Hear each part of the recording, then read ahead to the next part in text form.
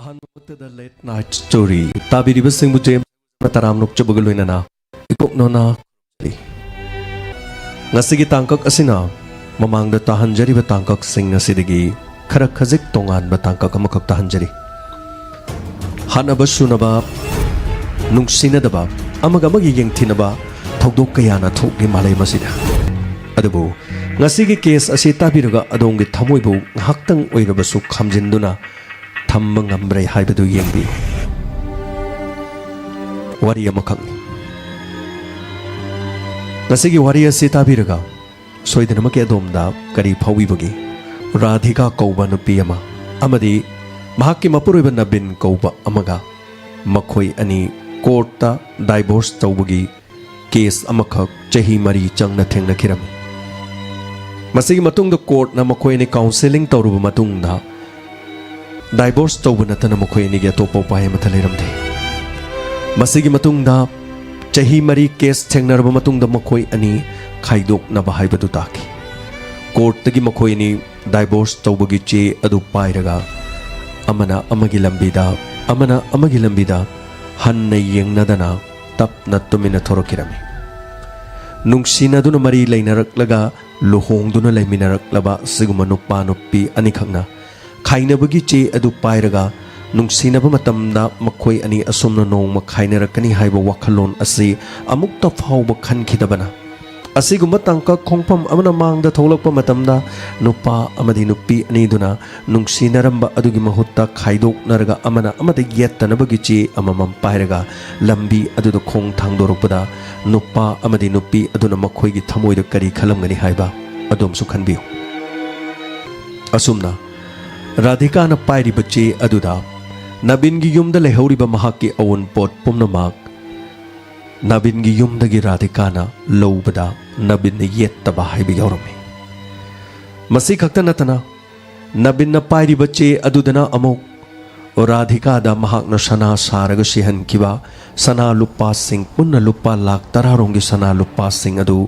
radhika dagi nabin na laugadabani haiba che adu da iramni masigi matungda makhoi gi macha nupa chahi tare lom suraba amalerami makhoi ani lohongba chahi tara farami chahi taruk nungsinana laiminaraga chahi mari makhoi ani khaidok nabage sumba case asida lantheng naduna lakhi court na pirakpa rai amagi matung ina macha nupa chahi taret suruba ase mahakna chaudri ba phawba mamagi custody da leigedabani haibo wafam masin masigi matungda tha amagi manungda nabin na mahakki macha nupa ase amuk khaktang unagadabani haiba court na rai su tarami asumna makhoi ani che adu paiduna magi lambida asum tapna thorokirami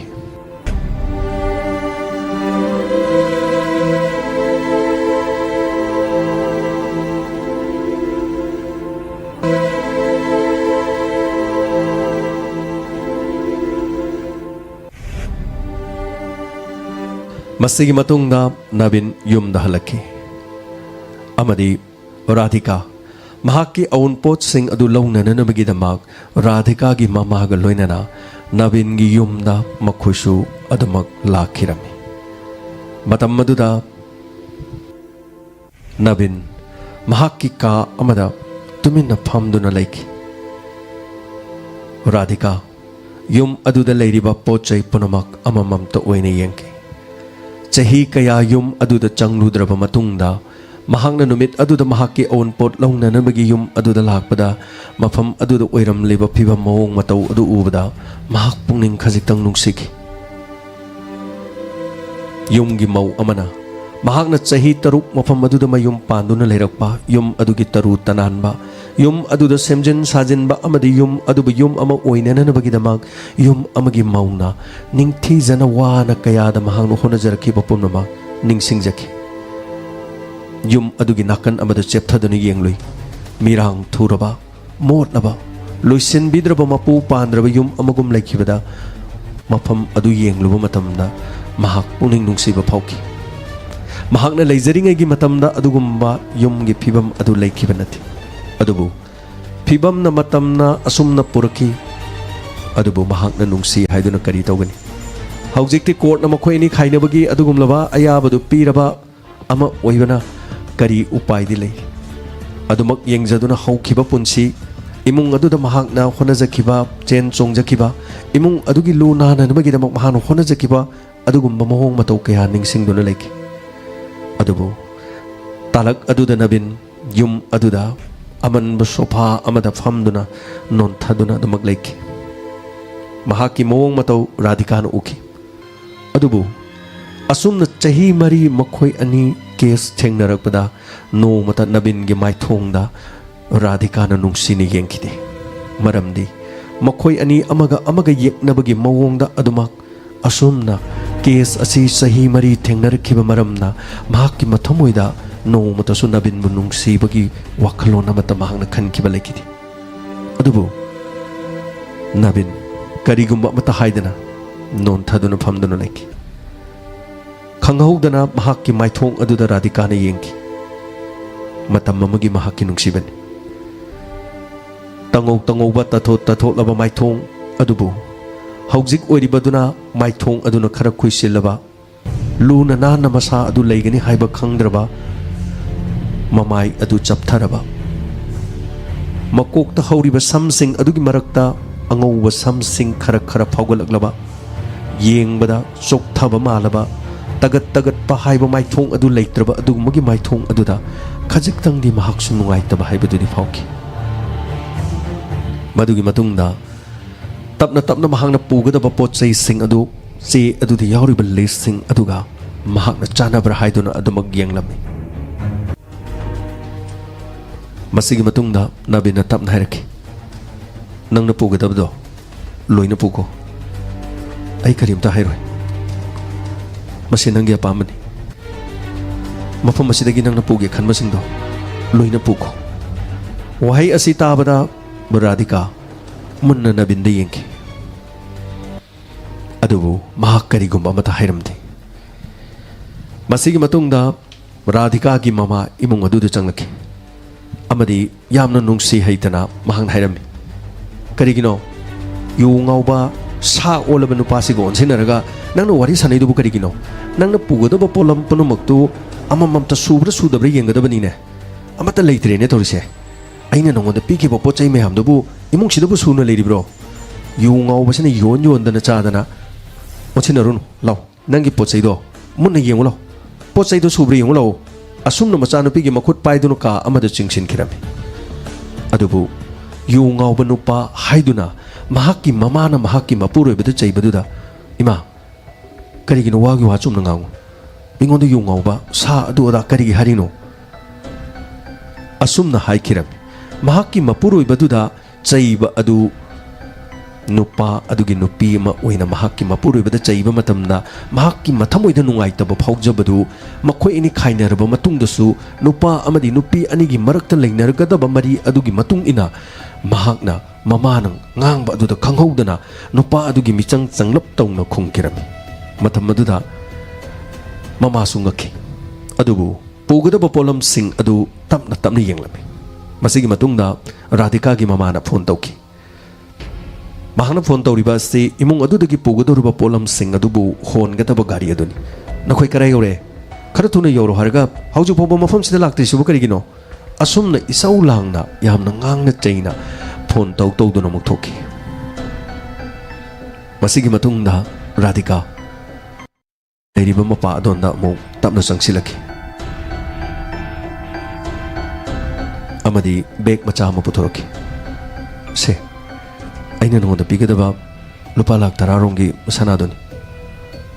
से लोक्सिलो मतमदुदा Nabin हारखि अइना bag तो लौरो केदोदेनो सना लुपा सिंगदो अइना मतम अमदा नंगिनेना साखराबन अइना मोना लोबोगी मथौ ताथे सोइदनमकि नंग कोना कानरकनि अदम पुग्रो मतमदुदा राधिकाना हाइखिरमि अइदि करिगी लौदोरिबा अइना करिगी लौदोरिनोबा नंगी उकिलुदुना Carta इबु लाउ खोंदुना ngang अइंगोंदा यामना ngang सना लुपासि नंग यामना पनखिदाइने से अइ लोबो ngमोय ꯅꯪꯒꯤ ꯁꯅꯥꯂꯨꯄꯥꯁꯦ ꯑꯩꯉꯣꯟꯗ ꯗꯔꯀꯥꯔ ꯑꯣꯏꯗꯦ ꯁꯦ ꯂꯧꯁꯤꯜꯂꯣ ꯃꯇꯝ ꯑꯗꯨꯗ ꯅꯕꯤꯟꯅ ꯍꯥꯏꯈꯤ ꯔꯥꯙꯤꯀꯥ ꯀꯣꯔꯠꯀꯤ ꯋꯥꯗꯤ ꯀꯣꯔꯠꯇ ꯑꯗꯨꯃꯛ ꯂꯣꯏꯈ꯭ꯔꯕꯅꯤ ꯑꯩ ꯃꯗꯨꯒꯤ ꯁꯅꯥꯂꯨꯄꯥꯗꯨ ꯀꯔꯤ ꯇꯧꯗꯣꯏꯅꯣ ꯉꯥꯡꯕꯒꯤ ꯋꯥꯗꯤ ꯅꯪꯒꯤ ꯀꯣꯔꯠꯀꯤ ꯅꯪꯒꯤ ꯎꯀꯤꯜ ꯑꯗꯨꯅ ꯀꯣꯔꯠꯇ ꯑꯩꯕꯨ ꯉꯥꯡꯈꯤꯕꯗꯣ ꯌꯣ ꯉꯥꯎꯕ ꯖꯪꯒꯜꯗ ꯂꯩꯕ ꯁꯥ ꯃꯁꯤꯗꯒꯤ ꯍꯦꯟꯅ ꯀꯩꯅꯣ ꯌꯥꯝ ꯍꯥꯏꯈꯤꯗꯥꯏꯅꯤ ꯃꯗꯣ ꯑꯩꯅ ꯍꯥꯏꯕ ꯅꯠꯇꯦ ꯎꯀꯤꯜ ꯑꯗꯨꯅ ꯃꯍꯥꯛꯀꯤ ꯀꯦꯁ ꯑꯗꯨ ꯉꯝꯅꯅꯕꯒꯤꯗꯃꯛ ꯍꯥꯏꯕ ꯉꯥꯛꯇꯅꯤ ꯑꯩ ꯃꯗꯨ ꯀꯔꯤꯝꯇ ꯈꯟꯗꯦ ꯃꯁꯤꯒꯤ ꯃꯇꯨꯡꯗ ꯃꯈꯣꯏ ꯑꯅꯤꯅ ꯑꯗꯨꯃꯛ ꯑꯣꯟꯁꯤꯟꯅꯗꯨꯅ ꯋꯥꯔꯤ ꯁꯥꯟꯅꯔꯤꯉꯩ ꯃꯇꯝꯗ ꯔꯥꯙꯤꯀꯥꯒꯤ ꯃꯃꯥ ꯑꯗꯨꯅ ꯏꯕꯨꯡꯉꯣ ꯅꯪꯒꯤ ꯂꯨꯄꯥ ꯂꯥꯛ 10ꯒꯤ ꯁꯅꯥꯁꯦ ꯑꯩꯈꯣꯏ ꯄꯥꯝꯖꯗꯦ ꯍꯧꯖꯤꯛ ꯈꯛꯇ ꯃꯣꯏꯊꯦꯝ ꯇꯧꯔꯅꯨ ꯁꯦ ꯅꯪꯒꯤ ꯂꯨꯄꯥ ꯂꯥꯛ 10ꯒꯤ ꯁꯅꯥꯗꯣ ꯂꯧꯁꯤꯜꯂꯨ ꯗꯔꯀꯥꯔ ꯂꯩꯇꯦ ꯅꯪꯒꯤ ꯁꯤꯒꯨꯝꯕ ꯁꯅꯥꯁꯦ ꯁꯦ ꯄꯥꯏꯁꯤꯜꯂꯨ ꯑꯁꯨꯝꯅ ꯂꯪꯁꯤꯜꯂꯝꯃꯤ ꯃꯁꯤꯒꯤ ꯃꯇꯨꯡꯗ ꯅꯕꯤꯟꯅ ꯔꯥꯙꯤꯀꯥꯗ ꯄꯤꯈꯤ ꯃꯇꯝ ꯑꯗꯨꯗ ꯔꯥꯙꯤꯀꯥꯅ ꯍꯥꯏꯈꯤ ꯑꯩꯅ ꯂꯧꯔꯔꯣꯏ ꯍꯥꯏꯕꯗꯤ ꯂꯧꯔꯔꯣꯏ ꯑꯩꯅ ꯍꯥꯏꯈꯤꯕ ꯋꯥꯁꯦ ꯑꯁꯤꯗꯒꯤ ꯑꯅꯤꯔꯛ ꯁꯨꯅ ꯉꯥꯡꯍꯟꯕꯤꯒꯅꯨ ꯑꯁꯨꯝꯅ ꯍꯥꯏꯈꯤꯔꯝꯃꯤ ꯅꯕꯤꯟ ꯇꯨꯃꯤꯟꯅ ꯅꯣꯟꯊꯗꯨꯅ ꯑꯃꯨꯛ ꯂꯩꯈꯤ ꯃꯁꯤꯒꯤ ꯃꯇꯨꯡꯗ ꯔꯥꯙꯤꯀꯥꯒꯤ ꯃꯃꯥꯅ ꯒꯥꯔꯤ ꯑꯗꯨ ꯑꯃꯨꯛ ꯍꯟꯅ ꯀꯧꯈꯤ ꯅꯈꯣꯏ ꯀꯗꯥꯏ ꯌꯧꯔꯕꯒꯦ ꯒꯥꯔꯤꯗꯨꯕꯨ ꯀꯗꯥꯏ ꯌꯧꯔꯒꯦꯕ ꯍꯧꯖꯤꯛ ꯐꯥꯎꯕ ꯂꯥꯛꯇ꯭ꯔꯤꯕꯁꯤ ꯀꯔꯤꯒꯤꯅꯣ ꯑꯁꯨꯝꯅ ꯌꯥꯝꯅ ꯏꯁꯧ ꯂꯥꯡꯅ ꯀꯧꯈꯤꯔꯝꯃꯤ ꯃꯁꯤꯒꯤ ꯃꯇꯨꯡꯗ ꯅꯕꯤꯟ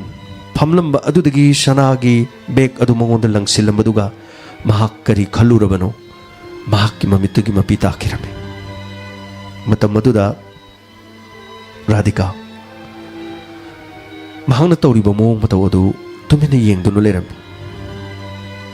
ꯄꯥꯈꯪ ꯂꯩꯁꯥꯕꯤ ꯑꯣꯏꯅ ꯅꯨꯡꯁꯤꯅꯔꯛꯈꯤꯕꯅꯤ ꯐꯤꯕꯝꯅ ꯃꯇꯝꯅ ꯅꯨꯄꯥ ꯅꯨꯄꯤ ꯑꯅꯤꯒꯤ ꯃꯔꯤ ꯂꯨꯍꯣꯡꯂꯕ ꯃꯇꯨꯡꯗ ꯁꯑꯣꯡ ꯀꯌꯥ ꯄꯨꯔꯛꯄ ꯍꯥꯏꯕꯁꯤꯗꯤ ꯃꯁꯥꯅ ꯇꯥꯕꯅꯤ ꯀꯔꯤꯒꯨꯝꯕ ꯑꯍꯣꯡꯕ ꯑꯗꯨꯗ ꯂꯥꯛꯁꯤꯟꯕ ꯉꯝꯍꯧꯗꯗꯨꯅ ꯉꯝꯗꯗꯨꯅ ꯃꯗꯨꯒꯤ ꯈꯣꯡꯊꯥꯡ ꯑꯗꯨꯅ ꯅꯥꯀꯟ ꯑꯃꯗ ꯆꯠꯈꯤꯕ ꯃꯇꯝꯗ ꯃꯈꯣꯏ ꯑꯅꯤꯁꯨ ꯑꯗꯨꯒꯨꯝꯕ ꯐꯤꯕꯝ ꯑꯗꯨꯗ ꯇꯤꯜꯂꯨꯕ ꯈꯛꯇꯅꯤ ꯀꯔꯝꯅꯗꯤ ꯅꯨꯡꯉꯥꯏꯒꯅꯤ ꯃꯈꯣꯏ ꯑꯅꯤꯒꯤ ꯃꯊꯃꯣꯏꯗ ꯀꯔꯤꯒꯨꯝꯕ ꯐꯣꯡꯗꯣꯛꯄ ꯉꯝꯗꯕ ꯑꯃꯗꯤ ꯇꯨꯃꯤꯟꯅ ꯂꯩꯈꯤ ꯃꯁꯤꯒꯤ ꯃꯇꯨꯡꯗ ꯅꯕꯤꯟ ꯃꯄꯤ ꯇꯥꯅ ꯃꯍꯥꯛ ꯀꯞꯆꯈꯤꯔꯝꯃꯤ ꯔꯥꯙꯤꯀꯥ ꯃꯍꯥꯛꯀꯤ ꯃꯥꯏꯊꯣꯡ ꯎꯕꯗ ꯅꯨꯡꯉꯥꯏꯈꯤꯗꯦ ꯑꯗꯨꯕꯨ ꯃꯊꯃꯣꯏꯗꯗꯤ ꯈꯔ ꯈꯖꯤꯛ ꯄꯦꯟꯈꯤꯕꯒꯨꯝꯕ ꯑꯃꯗꯤ ꯇꯧꯈꯤ ꯃꯔꯝꯗꯤ ꯑꯩꯍꯥꯛꯄꯨ ꯃꯍꯥꯛꯅ ꯃꯇꯝ ꯀꯨꯏꯅ ꯋꯥꯍꯟꯈꯤ ꯑꯩ ꯌꯥꯝꯅ ꯀꯞꯈꯤ ꯑꯗꯨꯕꯨ ꯅꯪꯗꯤ ꯉꯁꯤ ꯈꯛꯇꯅꯤ ꯀꯞꯂꯤꯕꯗꯨ ꯑꯩꯅ ꯋꯥꯈꯤꯕꯗꯨ ꯉꯁꯤꯗꯤ ꯅꯪꯁꯨ ꯈꯪꯂꯦꯗꯅ ꯑꯁꯨꯝꯅ ꯃꯍꯥꯛꯀꯤ ꯊꯃꯣꯏꯗ ꯐꯥꯎꯖꯈꯤꯔꯝꯃꯤ ꯔꯥꯙꯤꯀꯥꯅ ꯃꯍꯥꯛꯀꯤ ꯊꯃꯣꯏꯗ ꯀꯔꯤꯒꯤꯗꯃꯛꯇ ꯑꯁꯨꯝꯅ ꯃꯍꯥꯛꯅ ꯀꯞꯂꯤꯕꯅꯣ ꯍꯥꯏꯅ ꯈꯟꯈꯤ ꯃꯁꯤꯒꯤ ꯃꯇꯨꯡꯗ ꯔꯥꯙꯤꯀꯥ ꯃꯅꯥꯛꯇ ꯅꯕꯤꯟꯅ ꯆꯪꯁꯤꯜꯂꯒ ꯍꯥꯏꯈꯤ ꯑꯗꯨꯕꯨ ꯀꯔꯤꯒꯨꯝꯕ ꯍꯥꯏꯅꯤꯡꯕꯒꯤ ꯃꯑꯣꯡ ꯑꯗꯨꯗ ꯋꯥ ꯑꯃꯠꯇ ꯍꯥꯏꯕ ꯉꯝꯗꯅ ꯂꯩꯈꯤ ꯔꯥꯙꯤꯀꯥꯅ ꯃꯍꯥꯛꯀꯤ ꯏꯪꯒꯤꯠ ꯑꯗꯨ ꯈꯖꯤꯛꯇꯪ ꯈꯪꯈꯤ ꯑꯁꯨꯝꯅ ꯀꯞꯀꯗꯕ ꯑꯣꯏꯔꯕꯗꯤ ꯀꯔꯤꯒꯤ ꯑꯩꯉꯣꯟꯗ ꯅꯪꯅ ꯗꯥꯏꯚꯣꯔꯁ ꯄꯤꯔꯤꯕꯅꯣ ꯑꯩꯅ ꯗꯥꯏꯚꯣꯔꯁ ꯄꯤꯕ ꯅꯠꯇꯦ ꯅꯪꯅ ꯗꯥꯏꯚꯣꯔꯁ ꯌꯥꯝꯅ ꯄꯥꯝꯈꯤꯗꯥꯏ ꯑꯗꯨꯒꯤ ꯑꯩꯅ ꯗꯥꯏꯚꯣꯔꯁꯇꯨ ꯄꯤꯈꯤꯕꯅꯤ ꯔꯥꯙꯤꯀꯥꯅ ꯍꯥꯏꯈꯤ ꯑꯗꯨꯗꯤ ꯅꯪꯗꯤ ꯗꯥꯏꯚꯣꯔꯁ ꯇꯧꯕꯒꯤ ꯆꯦ ꯑꯗꯨꯗ ꯀꯔꯤꯒꯤ ꯁꯥꯏꯟ ꯇꯧꯔꯤꯕ ꯁꯣꯏꯈ꯭ꯔꯦ ꯍꯥꯏꯕꯗ ꯅꯪꯉꯣꯟꯗ ꯀꯌꯥꯝꯅ ꯑꯃꯥꯡꯕ ꯂꯩꯕꯒꯦ ꯅꯪꯅ ꯉꯝꯗꯕ ꯌꯥꯗꯦ ꯍꯥꯏꯕꯒꯤ ꯃꯑꯣꯡꯗ ꯅꯪꯅ ꯇꯧꯔꯤꯕ ꯅꯠꯇ꯭ꯔꯣ ꯅꯕꯤꯟꯅ ꯑꯃꯨꯛ ꯍꯥꯏꯈꯤ ꯑꯗꯨꯒꯨꯝꯕ ꯇꯟꯖꯥꯗꯣ ꯅꯪꯅꯁꯨ ꯑꯩꯉꯣꯟꯗ ꯄꯤꯈꯤꯗꯦ ꯅꯪꯒꯤ ꯏꯃꯨꯡ ꯃꯅꯨꯡꯁꯨ ꯑꯩꯉꯣꯟꯗ ꯑꯗꯨꯒꯨꯝꯕ ꯇꯟꯖꯥꯗꯣ ꯑꯃꯠꯇ ꯄꯤꯈꯤꯗꯦ ꯅꯪꯅ ꯌꯨꯝꯗ ꯂꯩꯔꯤꯉꯩ ꯃꯇꯝꯗ ꯑꯩꯅ ꯀꯌꯥꯔꯛ ꯍꯟꯅ ꯐꯣꯟ ꯇꯧꯈꯤ ꯑꯗꯨꯕꯨ ꯑꯩꯅ ꯇꯧꯈꯤꯕ ꯐꯣꯟ ꯀꯛꯊꯠꯂꯛꯄ ꯉꯥꯛꯇꯅꯤ ꯅꯪꯒꯤ ꯏꯃꯥꯅ ꯑꯣꯏꯔꯝꯕꯁꯨ ꯌꯥꯏ ꯑꯗꯨꯒ ꯅꯪꯅ ꯑꯣꯏꯔꯝꯕꯁꯨ ꯌꯥꯏ ꯃꯇꯝ ꯑꯗꯨꯗ ꯔꯥꯙꯤꯀꯥꯅ ꯍꯥꯏꯈꯤ ꯅꯪꯅ ꯐꯣꯟꯗ ꯅꯠꯇ꯭ꯔꯕꯗꯤ ꯑꯩꯒꯤ ꯌꯨꯝꯗ ꯂꯥꯛꯂꯒ ꯅꯪꯅ ꯅꯊꯃꯣꯏ ꯁꯦꯡꯅ ꯍꯥꯏꯕꯗꯤ ꯌꯥꯗ꯭ꯔꯣ ꯑꯩꯅ ꯅꯪꯒꯤ ꯌꯨꯝꯗ ꯂꯩꯔꯛꯂꯤꯕꯁꯦ ꯆꯍꯤ ꯀꯌꯥꯅꯣ ꯅꯪꯅ ꯅꯣꯡꯃꯇꯪ ꯂꯩꯔꯒ ꯑꯩꯒꯤ ꯌꯨꯝꯗ ꯂꯥꯛꯂꯒ ꯊꯧꯅꯥ ꯐꯅ ꯅꯪꯅ ꯁꯣꯏꯈꯤꯕꯗꯨꯒꯤꯗꯃꯛ ꯅꯪꯒꯤ ꯅꯆꯤꯟꯅ ꯍꯥꯏꯕ ꯉꯝꯗꯕ ꯅꯠꯇ꯭ꯔꯣ ꯃꯇꯝ ꯑꯗꯨꯗ ꯔꯥꯙꯤꯀꯥꯒꯤ ꯃꯃꯥ ꯂꯥꯛꯈꯤ ꯂꯥꯛꯑꯣ ꯀꯔꯤ ꯋꯥꯔꯤ ꯁꯥꯟꯅꯔꯤꯕꯅꯣ ꯌꯨ ꯉꯥꯎꯕꯁꯤꯒ ꯅꯪꯒ ꯑꯣꯟꯁꯤꯟꯅꯔꯒ ꯅꯪꯅ ꯋꯥꯔꯤ ꯁꯥꯟꯅꯔꯤꯕꯗꯨꯕꯨ ꯀꯔꯤꯒꯤꯅꯣ ꯅꯪ ꯃꯉꯣꯟꯗꯒꯤ ꯀꯔꯤ ꯄꯥꯝꯃꯤꯒꯦ ꯍꯧꯖꯤꯛ ꯄꯨꯝꯅꯃꯛ ꯂꯣꯏꯔꯕꯅꯤ ꯂꯥꯛꯑꯣ ꯑꯣꯟꯁꯤꯟꯅꯔꯨꯅꯨ ꯂꯥꯛꯑꯣ ꯑꯁꯨꯝꯅ ꯃꯆꯥꯅꯨꯄꯤ ꯃꯈꯨꯠ ꯄꯥꯏꯔꯒ ꯆꯤꯡꯊꯣꯛꯈꯤ ꯃꯄꯥꯟꯗ ꯒꯥꯔꯤ ꯂꯥꯛꯄ ꯉꯥꯏꯔꯝꯃꯤ ꯑꯃꯗꯤ ꯄꯣꯠ ꯆꯩꯁꯤꯡ ꯑꯗꯨ ꯒꯥꯔꯤꯗꯨ ꯍꯦꯛ ꯂꯥꯛꯄꯒ ꯍꯥꯞꯅꯅꯕꯒꯤꯗꯃꯛ ꯁꯦꯝ ꯁꯥꯈꯤ ꯄꯣꯠ ꯆꯩꯁꯤꯡ ꯑꯗꯨ ꯑꯃꯃꯝꯇ ꯌꯦꯡꯂꯛꯄ ꯃꯇꯝꯗ ꯁꯣꯐꯥ ꯑꯃꯟꯕ ꯑꯃꯈꯛ ꯔꯥꯙꯤꯀꯥꯅ ꯎꯈꯤ ꯑꯃꯗꯤ ꯃꯍꯥꯛ ꯁꯣꯐꯥ ꯑꯗꯨꯗ ꯃꯨꯟꯅ ꯌꯦꯡꯖꯔꯝꯃꯤ ꯍꯧꯈꯤꯕ ꯊꯧꯗꯣꯛ ꯑꯃꯗ ꯁꯣꯐꯥ ꯑꯗꯨ ꯂꯩꯈꯤꯕꯒꯤ ꯃꯇꯥꯡ ꯑꯃ ꯃꯍꯥꯛꯅ ꯅꯤꯡꯁꯤꯡꯂꯛꯈꯤ ꯂꯩꯇ ꯂꯩꯇꯅ ꯅꯕꯤꯟꯒ ꯃꯈꯣꯏ ꯑꯅꯤꯅ ꯇꯨꯡꯁꯤꯜꯂꯒ ꯁꯣꯐꯥ ꯑꯗꯨ ꯂꯩꯅꯅꯕ ꯍꯣꯠꯅꯖꯈꯤꯕ इमुंग अदुदा सोफा अमतंग खिल्लबदी हाइदुना मखोय अनिना वाजखिबा अदुगुमा तांकक कया निंगसिलखि सोफा लेबे नुमितु मखोय अनि कोइबसु चलमी कोइबे याबा कोइबा चलबा मतुंग सोफा योनफमदा चतुना नंगना पामा मचु खल्लु हाइदुना नवीन राधिकादा सोफा मचुदु खल्ललगा सोफा अदु लेरखिबगी तांकक अदु निंगसिलखि अदुबु ngasiदी मल्लबा सोफा अदु मखोय अनि डाइवोर्स तौरबनिना महाकी सरुक ओइना थुंगलदुना महाकी युमदा पुरगदबनी हाइबा वखल अदुदा सोफा अदुदा अमुक येंगलमी मदुदगी अमुक युम अदुदा लेरिबा मपानदा लेरिबा पोलम सिंग अमुक येंगलखि मसीदगी अमुक खजिक्तंग अमुक पेंद्रदुना नाकन अमदा लेरिबा का अमदा मुक चेप्थदुना येंगखि का अदुगी मनुंगदा मिरांग थुरमी सिटपी सेंगबिद्रबा सिट नांद्रबा मफम अदुदा महाक लेतबदुगी पुमनमक असि मोलिबनिको हाइबा वखल असिदा महाक यामना नुंगाइरमदे मसिगी मतुंगदा का अदुदा लेरम पोलम पुनमक महाकना लोइना लौथोखिदुना इमुंग अदु पुंगांग हंगौखि हंगौरबा अदुददी सेंगदोकपिद्रबा इमुंग अदुगी अमोटपा कयासु उरखि अदुबु मोट अबा फागलांग अदुदा मिरांग थुबा मरक अदुदा फोटो अमखक उरखि मिंगसेल चलबा फोटो अदुगी मनुंगदुदा नवीन अमदी राधिका मखोय अनिना नुंगसीना लेंगोनदुना अमदी मोमो नोक्तुना कापखिबा फोटो अमखक फगलांग अदुदा थेटबा उखि फोटो अदु उबा मतमदा राधिका की थमोइदा तिंग लाउना महा स्वाइ लाउबा फाउखि मतम अमदा नुंगसिनरिगे मतमदा मखोय अनिना मोमो नोक्तुना कापमिनखिबनि हाइबा वखल असि महांगना खनकिरा मसीदगी अमुक ममाय लेथोरको मतमदा युम अदुगी नाकंदा लेबा गमला अमदा थाबा खुइरी खुइरी तौरबा तुलसी पांबी अमम उरखिरमी अदुबु तुलसी पांबी अदुना खुइरी खुइरी तौबा उबदा राधिका नुंगाइरमदे युम अदुदा महाकना लेरिंगेगी मतमददी तुलसी पांबी अदुदा इसिंग चाइ चाइदुना सिट सेंगदोक्तुना अयुक अंगनमदा पूजा तौजबदु निंगसिंगलखि युम अदुदा कनामता लेत्रबनिना येंसिनबिनबा लेत्रबदा तुलसी पांबी अदुना खुइबगी मोंग अदुदा मथ्वाइदा खजिक्तंग नुंगाइजरमदे असुमना इमुंग अदुदा लेरिबा इंखोल अदुदा लेरिबा पोचै पुनमक महाक येंगबदा महाकि मथुमैदा नुंगाइतबा ngakta हाइबदु ओइखि नवीन इमुंग अदुदा लेबा मफम अमदा महाक फमदुना लेखि करिगुम मता महाक हाइजबसु ngamamde मसीगी मतुंगदा गाड़ी अमा चंगलखि गाड़ी अदुगी मखोल ताबदा नवीन इमुंग अदुदा महाकि मिहुनसे फ्रिंग फ्रिंग चोंगलमे हाइंगम तंगमदबा मसादा इपाई होबगुंबगी वखल अमा फाउखि अदुबु महाकना राधिका मफम अदुदगी चटखिगदौरे हाइबा अदुमा खंगी खामबदी ngamjadana इमुंग अदुदा महाक लेखि अमरोमदा गाड़ी अदुदा पोचै लोइना हपचिनखिरम गाड़ी अदुगी ममांग थंग मसरुक राधिका फमदुना लेखि राधिका करिगुम वा अमता ngamti चेप्था चेप्था इमुंग लोमदा हाइफेट हाइफेट अमुमुक्ति येंग करिगी येंगलिबनो हाइबसु खंगति मसिगी मतुंगदा राधिका चत्तबदी याररोय अदुबु मफम अदुदगी महाक हेक चत्पा हाइबसिसु पामदबगुंबा अमा महाकि वखल खजिक खजिक फावरम असिगुंबा तंजा असिदा गाड़ी अदुगी स्टार्ट तोरक होरक मतम राधिका न चटकदब मतम मदुदा इमुंगदगी हाथु हाथु नवीन थोरखि अमदी राधिका दाइखि राधिका नंग तसिंगना मक चत्तबदी याररोइद्रा अइबु अमुक्तंग गाखपिबा याररोइद्रा मतम मदुदा राधिका खुमकिदि नवीन ममित्ता इरा हौदुना भागना हाइखि अइ तसिंगना नुमितु यूथ थक्खि मरमना थोखिबा थौदुक्तो अइ करिनो हाइबा खंगौद्रे अइबु अमुक्तंग नंगना गाखपिरदि यारदि नंग चटखिनुबा असुमना हाइरमे महाकि वहाई अदु ताबा मतमदा राधिका मचिन महाक खुमलखि नवीन अइना नंगी वहाई अदु ताना ननुबगिदमक अइना चही कयाने इना ngairखिबा अदुबु नंगना अमुक फावबा अइ सोइखरे हाइबसे ngasi फावबा नंगना हाइद्रिबा करिगिनो अइना हौजिक चटलगदबा तांगक तंजा असिदा वहाई अदु हाइदिबा करिगिनो gari adudagi thong hangdoktuna Radhika kumdaraki amadi manakta lepliba mahakki mapuroiba nabinda setna konsin kirami amadi makhoi ani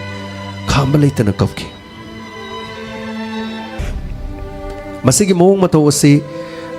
Radhika ki mamana ukirami adubu mahakari so hairamdi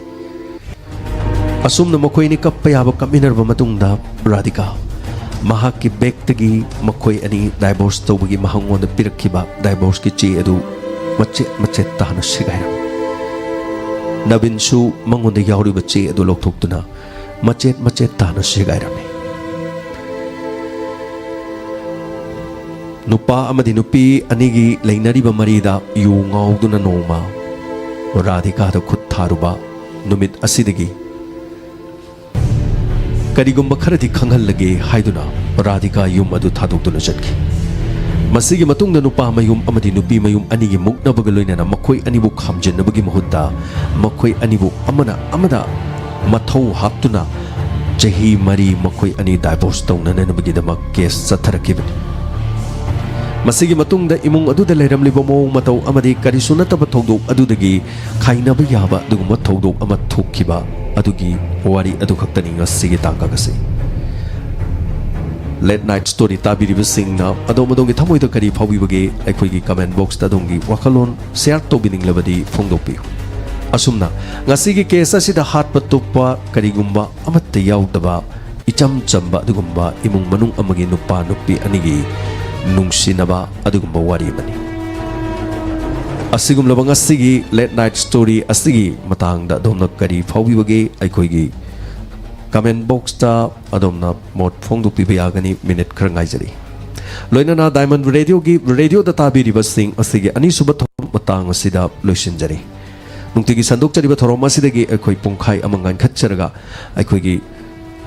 thorom asi miyamgi damak hena ningtham thagi matamgi oiraga miyamda ngasidigi thorom hongdokchari loinana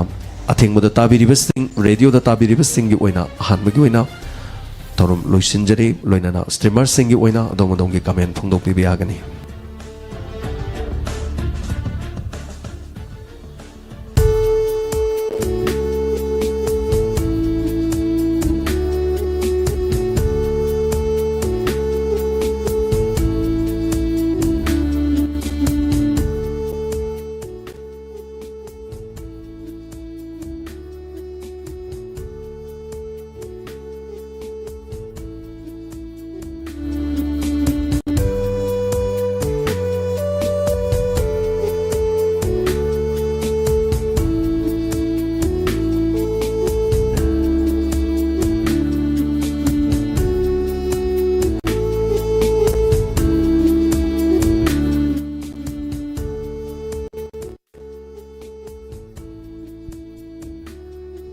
Hanana Tagachari Lanthokchari Bathoram Lena di story gi Kuntaruk Suba episode Tabiri Bapum Napu Tagachari